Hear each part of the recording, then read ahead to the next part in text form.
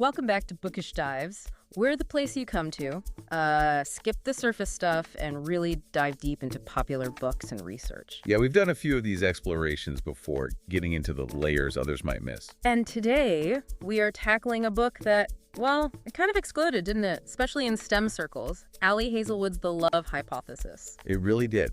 And it's more than just, a sweet romance. Our goal today is to pull out the main conflicts, sure, but also those surprising insights about surviving academic science, that whole high-stakes world. Right. We want to give you that shortcut, basically, to understanding the plot, but also the deeper commentary happening underneath. Exactly.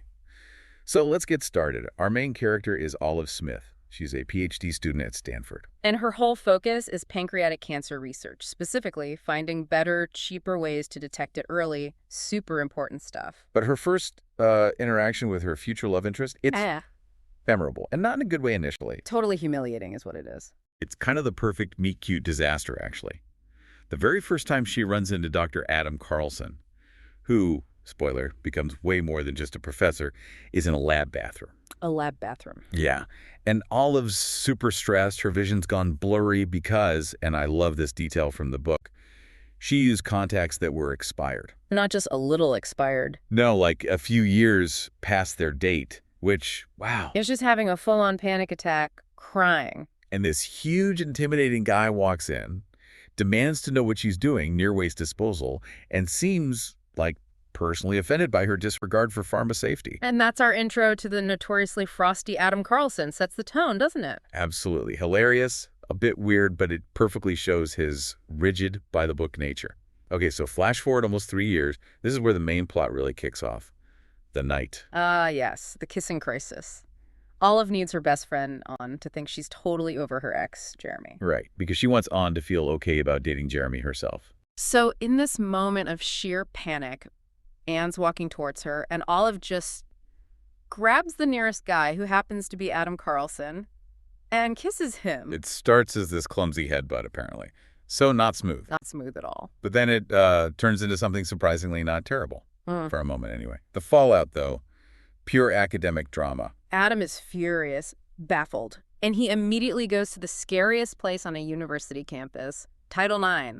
Sexual misconduct policies. Yeah, he's instantly thinking rules, regulations, potential complaints. Olive, meanwhile, is scrambling, denying it was assault, claiming she asked for consent. Even though he just, snorted. Right? She insists she heard a yes. Yeah. It really highlights his scary reputation versus her absolute desperation in that moment. And that Title IX mentioned, that's not trivial. No, it's critical. For you listening, Title IX is serious business on campuses. Adam jumping straight there shows you the huge professional risks involved. It's not just awkwardness, it's potential career ruin. Which leads to the big question. Why would Adam Carlson, this super successful MacArthur fellow, this genius grant guy, ever agree to Olive's crazy fake dating scheme? Okay, this is where the book gets really sharp about academic politics. Adam is hugely successful, but Stanford, his university, had actually frozen his grant funds. Massive grant funds. Frozen them. Why? His science wasn't good enough. Not at all. It was about optics. He had accepted a big collaboration based outside Stanford, and the university panicked. They saw him as a flight risk. So it wasn't about the research, it was about keeping the money and the prestige at Stanford. Precisely. These top researchers, they're like assets. Stanford needed him to look stable, committed, like he wasn't going anywhere. So a stable, long-term relationship that would help his image, make him look rooted. That was the idea. It would counteract the flight risk narrative. So suddenly, Olive's ridiculous proposal doesn't seem quite so ridiculous to him. It serves his purpose, too. Wow. It's not cynical, but Yeah. probably realistic. Very realistic in high-stakes academia, I think. So the fake dating trope here is driven by some pretty brutal institutional politics. Okay, so they strike a deal, they set ground rules. Yep, strictly on campus, professional. No fake holidays, though Adam does clarify very dryly that his family celebrates Hanukkah, not Christmas. Right, and the big one, no actual physical intimacy and no dating other people for real. And this is important for Olive's character, too. She realizes she doesn't really feel attraction unless there's, A deep trust and intellectual connection first. It grounds her motivations later on. And all through this, you really feel the pressure Olive is under, the academic life. Oh, definitely. You can't forget the backdrop. She's barely scraping by on her stipend, constantly anxious, feeling like an imposter. Plus, her whole research project, the reason she's even there, depends on finding a new lab because her mentor is retiring. Exactly. That pancreatic cancer detection work needs a home, and a well-funded one, fast. Which pushes her towards Dr. Tom Benton at Harvard. He's known for having tons of funding. She puts everything into her proposal for his lab, details her work, and she's absolutely thrilled when he seems really interested, responds positively. But, of course, it can't be simple. There's a twist. A big one. Tom Benton isn't just some random Harvard professor.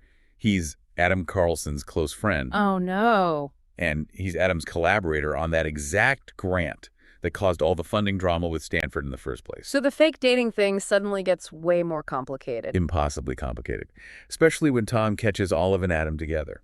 Now, the stakes involve both universities, Adam's career, his friendship, everything. And throughout this, we keep hearing about Adam's reputation. Adam asks Carlson. He's supposedly really harsh, makes students redo months of work, fails proposals. Yeah, the book uses him to explore that fine line mentors walk. Is it harshness or is it rigor? Adam defends himself, saying his job isn't to manage emotions, it's to make sure researchers don't publish useless or harmful crap. It's that brutal honesty thing again. Rigorous science over feelings. Which, is arguably necessary in science, but it can feel really damaging to the students involved. But his actions towards Olive seem different. He supports her even while complaining about her slide color choices. That's the key, right? That contrast. He might be ruthless about the science, but he's surprisingly helpful to Olive. He even takes her to this big conference in Boston, the Society for Biological Discovery. To help her networks secure that spot in Tom's lab, which, ironically, is now super awkward. Exactly. And it's at this conference where things start to shift emotionally. They end up having to share a hotel room. Which sounds like classic rom-com setup, but Olive is just relieved it has 2 beds. Totally. The intimacy that builds isn't physical. It's observational. She starts noticing the little things about him. Like his dimples when he's actually amused, which is rare. Or how much he hates pumpkin spice lattes, calls the smell gross, and his weird love for salt and vinegar chips. Yeah, just these small human details start breaking down that intimidating Adam Carlson myth. But just as things are maybe softening, bam, the climax hits. And it's brutal. The betrayal, Tom Benton. Yeah. At the conference, Tom corners Olive, supposedly to talk about her career. But instead, he sexually harasses her. It's ugly. He implies the only reason he was interested in her work was because she must have figured out that sleeping with powerful men is the way to get ahead. Ugh. And he uses his connection to Adam against her. Completely. He basically boasts that Adam would obviously believe him, his longtime friend and collaborator, over her. The power dynamics are just horrific. That threat of professional annihilation, it's terrifying. But Olive does something smart. She does. Her phone had been recording audio earlier from her presentation, kind of by accident, and she realizes it. So she covertly hits record again. And captures the whole awful conversation with Tom. Proof. Gets the proof, which she desperately needs, especially when you learn about Adam's own past.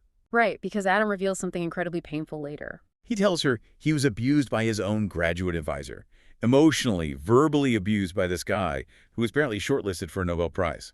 That's chilling, and Adam almost quit science altogether because of it. Almost quit. He was completely broken. And guess who helped him through it? Tom Benton and their other friend, Holden. So Tom was like a hero figure to Adam. Exactly, which makes Olive's situation even more agonizing. Expose Tom, and she destroys Adam's image of his friend, his savior. Yeah. Protect Adam's feelings, and she lets Tom get away with it and likely sacrifices her own career. What a terrible position to be in, but then the final pieces fall into place. Yeah, thanks to Adam's friend Holden, who kind of spills the beans. Holden reveals Adam was interested in Olive from the very beginning, like since the expired contacts incident. Since day one. And He was intrigued. And the real kicker, Adam only agreed to interview for that big Harvard job after Olive had picked Tom's lab. wait, he was interviewing at Harvard to be near her. That was the implication. He was willing to potentially move his whole career to Boston because she was going to be there. Okay, so the fake dating thing was, like, way past its sell-by date for him. He was in it for real. Absolutely. And the book cleverly notes his Stanford funds were actually unfrozen right around the time their fake contract was supposed to end anyway.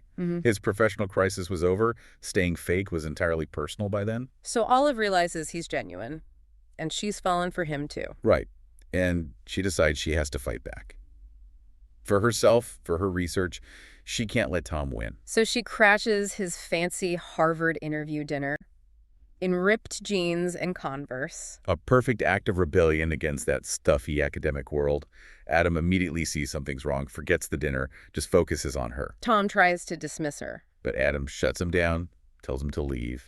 His priority is instantly Olive. And then she plays the recording. Exposes Tom right there. And Adam's reaction is immediate. He takes her side, protects her, ensures Tom faces consequences. And he chooses her over the Harvard job, right? Just leaves. Leaves the dinner, leaves the potential job, flies straight back to Stanford with her. He chooses her, chooses their potential future over that huge career move. And the ending feels well-earned after all that. It really does. They finally have their first real kiss, their first real intimate moment. And it works because that trust, that connection Olive needed, it's finally there, built through all the academic chaos. It confirms her whole way of experiencing attraction was real. Yeah. And there's that cute bit at the end, the fortune cookie joke. Oh, right. It says, it's time to move to the next level. Perfect for them, right? Yes. Captures their messy, honest journey to actually being together. So when we zoom out, what does this deep dive tell you, our listener? This isn't just a fluffy romance. Not at all. Yeah. It's actually a pretty sharp look at the toxic side of STEM academia, the power imbalances, the potential for abuse, the harassment. And how Olive's really important research is constantly at risk, not because of the science, but because of egos and funding battles. Exactly. The fake dating part is the fun entry point. But the background is serious. It shows you the pressure, the imposter syndrome, the fight for funding. Contrasted with the need for real support, real connection, just to survive that environment. I think the biggest hypothesis proved here isn't about love, maybe, but about survival in these intense professional worlds. Finding someone who genuinely backs you, who shields you from the institutional issues, that's crucial. Yeah. From expired contacts in a bathroom to building this really solid partnership, that feels like Olive's real victory. Definitely. It validates the struggle so many face in pursuing science, and maybe suggests the best genius grant is actually finding the right partner, the right collaborator who believes in you. A great place to wrap up. Thank you for joining us for this bookish dive into the love hypothesis. Yeah, it was fun digging into this one. If you want more deep dives like this, exploring popular books and research, definitely follow us. We'll be back with another exploration soon.